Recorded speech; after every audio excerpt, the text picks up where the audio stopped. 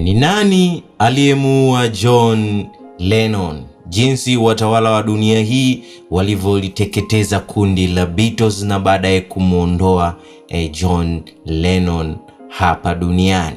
Ni nani aliyefanya hivyo? Basi leo ndio siku ile ambayo tutazungumzia kiundani kabisa katika simulizi hii. Hii ni sehemu ya 3. Sehemu ya kwanza tulizungumzia kipindi John Lennon alipozaliwa mpaka alipofanikiwa kukutana na wenzake na kuanzisha kundi la Beatles na hatimaye kuwa maarufu sana. Lakini sehemu ya pili tukazungumzia kipindi ambacho kundi la Beatles lilipoanza kupata changamoto za hapa na pale, hasa changamoto za kuhusiana na mambo ya kidini na jinsi ambavyo watu walivyopokea kauli ya John Lennon alipojifananisha na Yesu.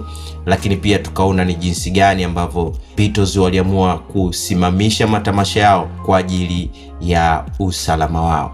Baadaye tuliona John Lennon alipoingia kwenye movie na kuanza kupeleka ujumbe kwa serikali ambazo zilikuwa ziko vitani katika kipindi hicho, na ndipo matatizo yalipoanza kumkuta katika kipindi hiki. Kwa hiyo baada ya Beatles kuacha kufanya matamasha yao, John Lennon aliamua kuhamia kwenye movie, lakini baadaye akaona kwamba movie sio sehemu ya maisha yake na kuamua kutafuta kitu kingine cha kufanya. Na akiwa katika mapumziko, John Lennon aliamua kuhudhuria kwenye maonyesho ya michoro huko Dumba Art Gallery. Hii ilikuwa ni tarehe 7 mwezi wa 11 mwaka 1966. Maonyesho hayo yaliandaliwa na mwanadada wa Kijapani aliyofahamika kama Yoko Ono, na John Lennon alitokea kupenda sana ubunifu wa michoro pamoja na jinsi ambavyo mwanadada huyo, pamoja na kipaji cha mwanadada huyo. Lakini pia mwanadada huyo Yoko Ono alitokea kuvutiwa sana na John Lennon kutokana na umaarufu ambao alikuwa nao katika kipindi hicho,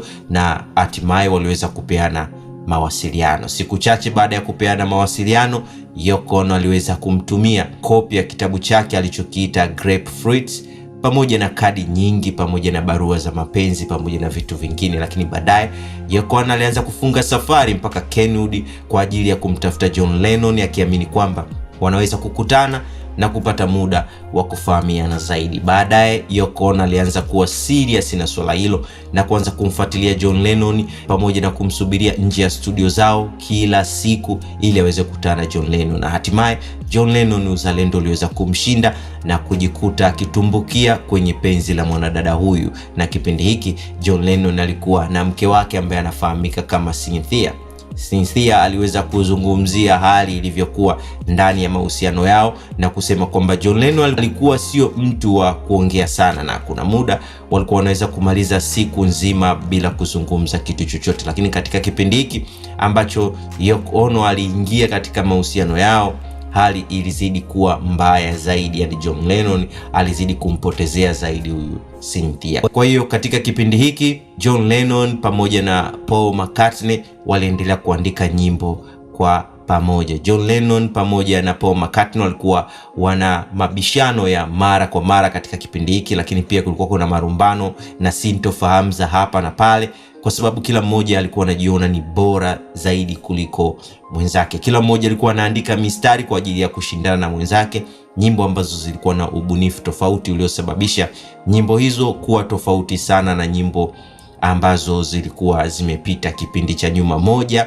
ya nyimbo ambazo waliziandika katika kipindi hiki ilikuwa ni pamoja ya A Day in the Life, nyimbo ambayo ilifungiwa kwenye vituo vingi vya redio za Uingereza pamoja na Marekani kutokana na baadhi ya mistari iliyokuwa inaelezea matumizi ya madawa ya LSD na baadhi ya maeneo akizungumzia hali ambayo mtu anakuwa nayo baada ya kutumia madawa ya kulevya. Kwa alikuwa anazungumzia ile stimu ambazo watu wanakuwa nazo. Kwa kitendo hicho kikapelekea waweze kufungiwa hiyo nyimbo. Nyimbo nyingine ambayo ilizua gumzo ilikuwa ni nyimbo ambayo inafahamika kama Loose in the Sky with Diamond.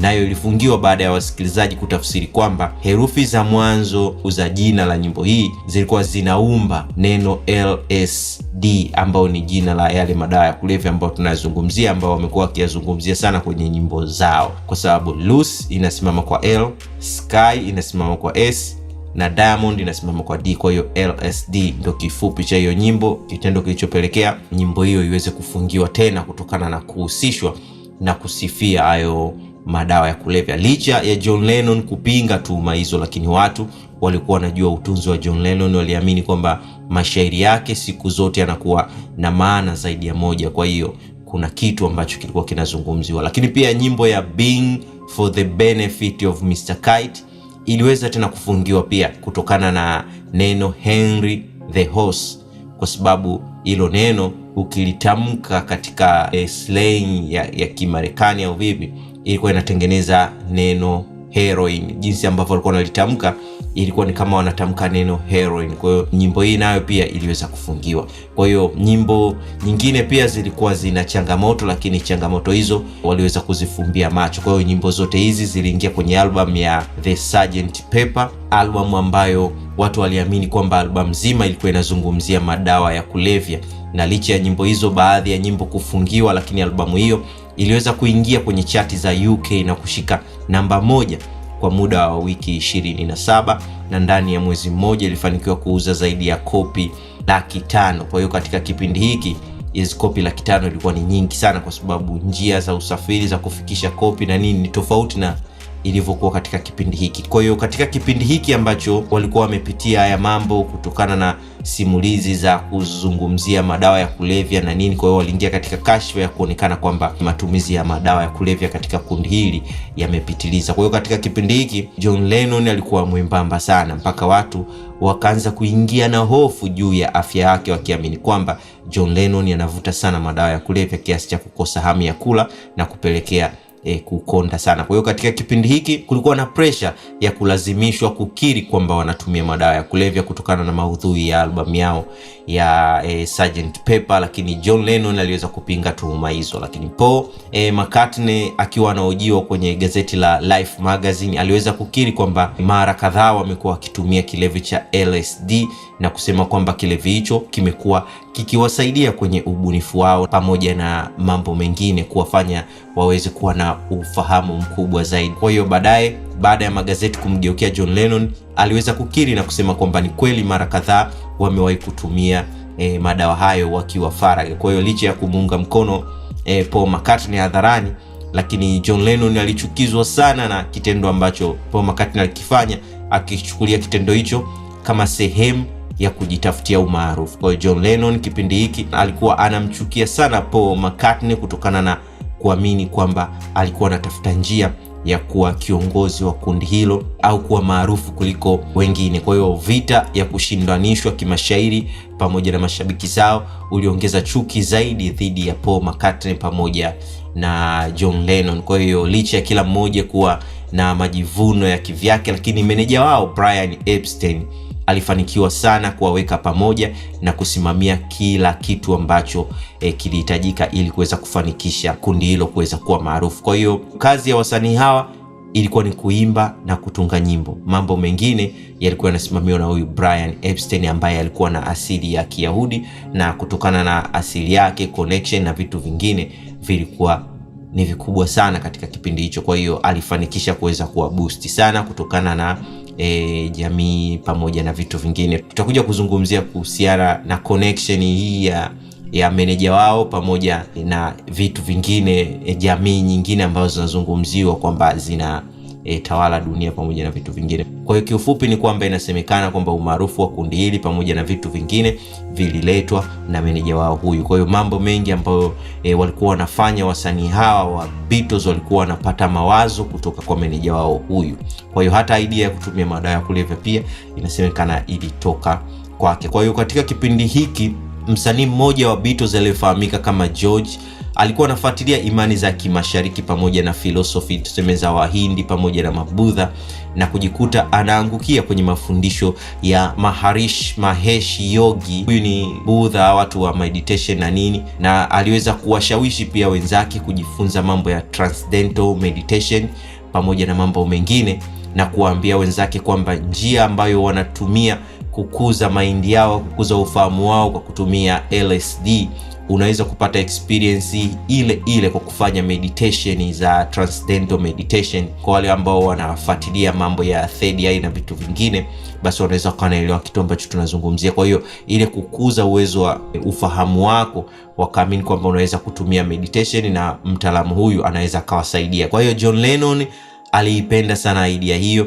na mke wake Cynthia alimuunga mkono kipindi hiki, maana alitamani sana kuona kwamba mume wake anaacha kutumia madawa hayo ya kulevya. Kwa hiyo Agosti mwaka 1967, John pamoja na Cynthia pamoja na wanamuziki wenzake waliweza kufunga safari na kuelekea huko Bangor huko Wales kwa ajili ya kukutana na huyu Buddha kwa ajili ya kuweza kuwasaidia kuweza kupata utaalamu huo. Wakiwa wanapanda treni, Cynthia alikuwa amebeba mizigo mikubwa sana na kuachwa na wenzake, na mwishowe treni iliweza kumwacha na kubaki peke yake akiwa analia hapo stendi. Kwa kijana mmoja ambaye anafahamika kama Neil Aspinall ambaye alikuwa hasafiri na Beatles, ilibidi aahirishe safari yake na kuweza kumsafirisha huyu Cynthia kwa gari mpaka nyumbani kwa Maharishi Yogi na kuweza kukutana na wenzake. John Lennon aliweza kumfokea sana mke wake, huku wenzake wakimshutumu John Lennon kwa kumwacha peke yake pamoja na mizigo, na kitendo hicho kapelekea kumsahau na kuweza kuachwa na treni. Kesi iliweza kuisha, lakini maisha mengine yaliweza kuendelea. Kwa hiyo muda mfupi baada ya kuwasili kwa Maharishi Yogi, walipokea habari mbaya ya kifo cha meneja wao ambaye anafahamika kama Brian Epstein. Kifo hicho kilisababishwa na matumizi ya madawa ya kulevya yaliyopitiliza. Wasanii wote walichanganyikiwa sana kwa sababu walikuwa wanafahamu matatizo ya meneja wao, na walifanikiwa pia kumshawishi meneja wao kwenda kliniki, na katika kipindi hiki alikuwa ameanza tiba. Kwa hiyo habari hiyo ilikuwa ni habari ya kusikitisha sana kwao. Brian alifariki akiwa na miaka 32. Siku chache kabla ya kufariki alikuwa kwenye kliniki kwa ajili ya kupata tiba ya addiction aliyokuwa nayo, lakini katika kipindi hicho aliweza kutoka kliniki hapo na kwenda kuhudhuria mazishi ya baba yake, na baadaye alienda kuangalia wasanii wenzake wakirekodi studio. Hii ilikuwa ni tarehe 3 mwezi wa 8 mwaka 1967, na tarehe 24 mwezi wa 8 mwaka huo Brian aliwaomba Peter pamoja na Brown pamoja na Jeffrey Ellis kukutana na Kingsley Hill. Hii ni kilomita 80 kutoka nyumbani kwake kwa ajili ya mapumziko, na baada ya kufika katika sehemu hiyo alikaa kidogo na kuamua kurudi nyumbani kwake baada ya watu waliokuwa wameahidiana nao kukutana nao katika sehemu hiyo kutofika mahali hapo. Lakini muda mchache baada ya kutoka, watu wao pia waliweza kufika na kukuta ameshaondoka. Epstein alimpigia simu Brian, hii ilikuwa ni saa 5 usiku, na baada ya kuongea naye alionekana akiwa hayuko vizuri, na Brown aliweza kumwambia Epstein kwamba asiendeshe gari ila aende kwenye treni akapande wakutane kituo kinachofuata ili aweze kumsindikiza kurudi nyumbani. Epstein alikubaliana naye na kumwambia kwamba anataka kula na kupumzika kidogo, alafu atamwambia anapanda treni gani ili aende kumsubiri. Kwa hiyo toka kipindi hicho Brian hakuweza kumpigia tena simu huyu rafiki yake huyu Brown, na asubuhi baada ya wafanyakazi wa ndani kutaka kusafisha nyumba ile walikuta mlango umefungwa, na baada ya kugonga bila mafanikio alimuita msaidizi wake na kusaidiana naye kufungua mlango kwa nguvu, na kukuta Brian akiwa amelala kitandani akiwa na nguo za kulalia huku ameshafariki dunia. Hii ilikuwa ni tarehe 27 mwezi wa 8 mwaka 1967. Polisi baada ya kufanyia uchunguzi walikuta amemeza vidonge 6 vya carbrito ili kupata usingizi ambao ilikuwa ni kawaida kwake, lakini kitendo cha kuchanganya na pombe inasemekana kwamba huenda ndio ilichangia kupelekea kupoteza maisha. Kuna baadhi walisema alifariki kwa bahati mbaya, na wengine walisema alitaka kujiua, lakini wengine wakasema ilikuwa ni mpango kazi ambao ulifanywa ili kuzoofisha kundi hilo la Beatles kutokana na jinsi ambavyo walikuwa wamejiingiza katika masuala ya kisiasa katika kipindi hiki. Brian Epstein alikuwa ndio injini ya kundi hili na ndiye aliyefikisha kundi hili mahali lilipo. Kwa hiyo kwa kitendo cha kufariki kiliwachanganya sana John Lennon pamoja na wasanii wenzake. Kwa hiyo waliweza kuongea na waandishi wa habari huku akionekana na huzuni sana na kusema kwamba hawajui wafanye nini, maana Brian Epstein alikuwa ni mtu mwema sana, mtu wa muhimu sana kwenye maisha yao, na katika kipindi hicho walikuwa wamechanganyikiwa sana. Baada ya kuulizwa mipango yao ya baadaye ikoje kwa kipindi hicho, waliweza kusema kwamba hawajui chochote na hakuna mpango walionao kwa muda ule. Wao katika muda ule walikuwa wanawaza kuhusu kifo cha mpendwa wao, mtu ambaye alikuwa muhimu sana kwenye maisha yao. Kati ya wasanii wote wa Beatles, John Lennon ndiye msanii pekee ambaye aliumia zaidi kuliko wasanii wenzake, kwa sababu ya ukaribu mkubwa ambao walikuwa nao, ukaribu ambao ulikuwa sio wa kawaida. John Lennon aliweza kukiri kwamba alimpenda sana huyu Brian Epstein zaidi ya jinsi anavyoweza kumpenda mwanamke. Kauli hiyo iliibua maswali mengi sana na kupelekea watu kuanza kuchimbua zaidi mahusiano kati ya watu hawa wawili. Kuna tukio ambalo lilizua gumzo sana. Ilikuwa ni siku moja Paul McCartney, George Harrison pamoja na Ringo Starr walienda holiday huko Santa Cruz kwa muda wa siku 12, na kipindi hicho John Lennon pamoja na Brian Epstein walienda holiday pia wakiwa watu wawili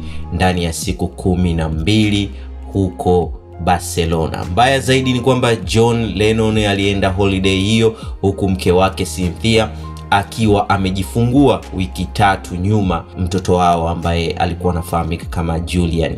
Watu walijiuliza sana, ni nani anaweza kumwacha mke wake kwenye hali hiyo ambayo alikuwa nayo na kwenda mapumzikoni na mwanaume mwenzake. John Lennon alizungumzia swala hilo na kueleza jinsi watu walivyolichukulia swala hilo na kulihusisha swala hilo na mapenzi ya jinsia moja. Aliweza kukiri na kusema kwamba urafiki wao ulikuwa ni mkubwa na mahusiano yao unaweza kusema kwamba yalikaribia kuwa mapenzi, lakini haikuwa mapenzi. Ilikuwa ni urafiki wa ndani kabisa, lakini haikuwa mapenzi. Aliweza kuzungumzia pia jinsi meneja wake Brian Epstein alivyomwambia John Lennon kwamba anajihusisha na mahusiano ya jinsia moja, na John Lennon alikuwa akimtania sana na kupiga story mbalimbali, na siku nyingine alikuwa anamuimbia nyimbo kwa ajili ya kumfurahisha pamoja na vitu vingine. Kwa hiyo ndani ya siku 12 hizo zilikuwa ni siku nzuri sana kwa ajili ya kuenjoy na maisha ya kawaida, lakini haikuhusiana na mapenzi kama ambavyo watu walikuwa wanazungumzia. Kwa watu wengine walikuwa wanazungumzia kwamba John Lennon pamoja na Brian Epstein wameenda honeymoon huko Barcelona. Kwa hiyo hicho kitu kilivuma sana kipindi hicho. Kwa hiyo wakiwa kwenye birthday ya Paul McCartney, hii kipindi hiki Paul McCartney alikuwa anatimiza miaka 21, Beatles wakiwa pamoja wanataniana stories za hapa na pale. Bob Wheeler aliweza kumgusia huyu John Lennon issue ya Brian na kumwambia kwamba awape story ni kitu gani ambacho kilitokea huko Barcelona.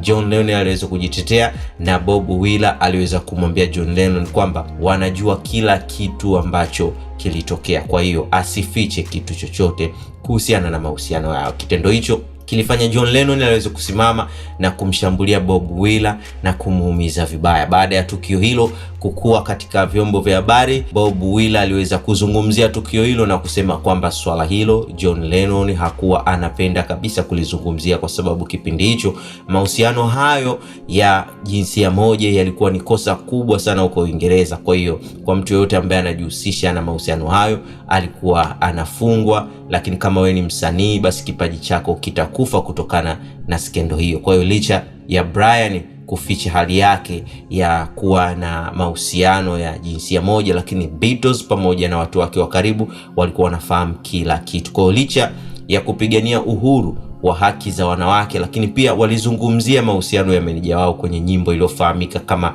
You Have Got to Hide Your Love Away. Inasemekana kwamba waliandika nyimbo hiyo kwa ajili ya kumtetea meneja wao. Inasemekana kwamba Brian alitokea kumpenda sana John Lennon mpaka kufikia kuamua kuwasimamia Beatles. Kwa hiyo kitendo cha Brian kumpenda John Lennon ilipelekea akaweza kuliita kundi hilo na kuweza kuzungumza nao jinsi ya kuweza kuwa support na kuwa meneja wao pamoja na vitu vingine kwa nia ya kumpata John Lennon. Japo hakuna ushahidi kuhusiana na jambo hilo, lakini katika kipindi hicho story hizo ndizo story ambazo zilikuwa zinazungumziwa sana. John Lennon alionekana kuwa anamtania meneja wao hasa hadharani kuhusiana na swala hilo. Kwa hiyo kitendo hicho kwa upande wao kilikuwa ni kitendo cha kawaida. Kwa hiyo urafiki waliokuwa nao na ukaribu ulipelekea baadhi ya watu kuamini kabisa kwamba jambo hilo lilikuwa linatokea. Lakini kwa nini hakuweza kuweka hadharani? Ni kwamba katika kipindi hicho ilikuwa ni kosa kubwa sana. Kwa hiyo inasemekana kwamba huyu Brian Epstein alikuwa anajihusisha na mahusiano na vijana kadhaa ambao walikuwa katika mji ule, lakini vijana hao walikuwa wakimaliza kumtumia wanatishia kumtangaza kwa kitendo hicho, kwa sababu Brian Epstein alikuwa ni mtu maarufu na alikuwa hapendi hilo swala liweze kujulikana. Kwa hiyo walikuwa na blackmail na kutaka awape hela. Kwa hiyo swala hilo lilikuwa ni kubwa mpaka kupelekea Brian awe anatumia madawa ya kulevya. Na kuna kipindi Brian Epstein vijana wanapomtafuta mara nyingi John Lennon alikuwa anauliza kwamba na wewe umemblackmail Brian Epstein? Basi vijana wale walikuwa nakataa, anasema kwa sababu kila kijana wa mjini pale ambapo alikuwa na mahusiano na Brian Epstein alishamblackmail, kwa sababu walikuwa wanajua akifanya hivyo atatoa hela. Kwa hiyo akawa anasema kama na wewe ni rafiki yake, basi kwa namna moja au nyingine inawezekana na wewe una mpango wa kumblackmail au vipi. Kwa hiyo ilikuwa ni stories za kuweza kutaniana kwa ajili ya kuweza kuzungumzia swala hilo la Brian Epstein. Kwa hiyo kitendo hicho kilipelekea Brian Epstein kuwa na stress na kupelekea kutumia madawa ya kulevya kwa sababu ya msongo wa mawazo. Lakini baadaye inasemekana kwamba huenda tukio hilo lilikuwa kubwa zaidi. Kwa hiyo kitendo hicho kilifikia hatua Brian Epstein akawa hana njia nyingine, akaona kuliko kuendelea kuishi katika maisha hayo ni bora apoteze maisha. Lakini baadhi ya watu waliweza kuhoji kuhusiana na msongo wa mawazo uliopelekea kujiua na kuuliza kama alikuwa katika hali mbaya vile aliwezaje kusimamia kundi la Beatles, kwa sababu kipindi hichi cha mwaka 1967 walikuwa kwenye kilele cha mafanikio yao makubwa zaidi baada ya kuachia album ya Sgt. Pepper, na mafanikio hayo yote yalisababishwa na Brian Epstein, kwa sababu Beatles wao kazi yao ilikuwa ni kuimba tu na mambo mengine yote yalikuwa yanasimamiwa na huyu manager wao. Kwa hiyo katika kipindi hiki nyimbo ya All You Need Is Love ndio ilikuwa nyimbo ambayo tunasema kama wimbo wa taifa wa dunia, yani ni wimbo wa dunia ambao ndio ulikuwa tuseme anthem ya vijana ambao walikuwa wanazungumzia swala la amani na kupinga vita duniani kote. Kwa hiyo katika kipindi hiki Beatles walipata mafanikio zaidi kuliko kipindi kingine chochote duniani, kwa sababu walifanikiwa kuweka pamoja vijana wote duniani ambao walikuwa wanapinga vita iliyokuwa inaendelea duniani kote. Vita hizi zilisababishwa na serikali zilizokuwa madarakani katika kipindi hicho. Kwa serikali hizo zilikuwa zinaongozwa na matajiri waliokuwa kipindi hicho, matajiri ambao walikuwa wanaendesha utajiri wao kupitia huduma ambazo walikuwa wanazitoa kwa wanajeshi ambao walikuwa vitani. Kuna matajiri ambao walikuwa wanasambaza silaha ambazo zilikuwa zinawapa hela nyingi sana, lakini pia wengine walikuwa wanatengeneza miundombinu ambayo ilikuwa inawasaidia wanajeshi kuweza kuvuka kutoka sehemu moja au nyingine, au madaraja yakibomolewa kwa ajili ya mabomu wao walikuwa wanatengeneza ili wanajeshi waweze kuvuka kuendelea mbele kwa ajili ya mapambano. Kwa hiyo wale wenye makampuni ya ujenzi ambao walikuwa huko vitani nao pia waliweza kupata utajiri mkubwa. Lakini kuna wengine ambao walikuwa wanasambaza vyakula, nguo pamoja na mahitaji mengine kwa ajili ya wanajeshi waliokuwa huko jeshini ambao walikuwa huko vitani, nao pia walipata utajiri mkubwa. Kwa hiyo matajiri hawa walikuwa wanategemea kuendesha utajiri wao katika hali ya vita. Kwa hiyo kupinga vita ilikuwa ni kupinga biashara kubwa ambazo zilikuwa zinaendelea katika kipindi hicho, biashara ambazo zilikuwa zinaendeshwa na watu ambao wamewaweka viongozi hao madarakani, na sababu kubwa ni kufanya kwamba unapoingia madarakani inabidi utengeneze mazingira ya vita ili na sisi tuweze kurudisha hela yetu.